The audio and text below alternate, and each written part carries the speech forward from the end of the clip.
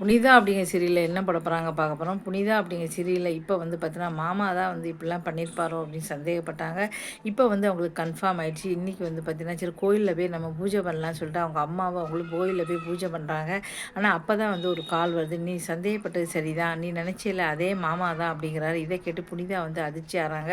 புனிதாவோட சொந்த மாமா தான் அவங்க அக்கா இறந்துட்டாங்கன்னு சொல்லிட்டு வேணும்னே இந்த குடும்பத்தை பழிவாங்கணும் அப்படின்னு சொல்லி செய்கிறாரு. இப்போ வந்து புனிதா இதை எப்படி தடுக்க போகிறாங்க அப்படின்னு தெரியல. போலீஸில் வந்து சொல்லிட்டாங்க. அவர் வந்து விடுதலை ஆயிட்டாரு. அவர் தான் இதெல்லாம் பண்ணுறாரு அப்படின்னு சொல்லிட்டு இப்போ தெரிஞ்சுது. ஆனால் அமுதா பண்ணுறதெல்லாம் வந்து பார்த்தீங்கன்னா, அதுவும் வந்து பார்த்தீங்கன்னா, இவருக்கு தெரிஞ்சால் தான் அதெல்லாம் நான் பண்ணலை, இது வேறு யாரோன்னு தெரிய போகுது. இப்போ மாமா மேலே பழிய போட்டு அமுதாவும் நிறைய வேலைகள் பண்ண போகிறாங்க. இதுக்கப்புறம் வந்து பார்த்தீங்கன்னா, என்ன நடக்க போகுது அப்படிங்கிறத நம்ம பார்த்துடலாம்.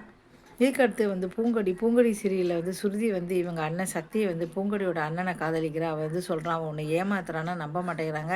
அப்ப நான் சொன்னபடி சொல்லு" அப்படி சொல்லி பூங்கொடி சொல்றான். "இன்னைக்கு உடனே எங்க வீட்டுக்கு வரணும்னு சொல்லுன்னு" சொல்ல அதே மாதிரி ஃபோன் பண்ணி உடனே எங்க வீட்டுக்கு வரணும் அப்படின்னு வந்து சொல்றாங்க. உடனே எங்க வீட்டுக்கா அப்படின்ட்டு அதெல்லாம் வர முடியாது, வந்தே ஆகணும்னு சொல்றாங்க. சரி அப்படி சொல்றாங்க. வராங்களா இல்லையா அப்படிங்கிறத பார்க்கலாம்.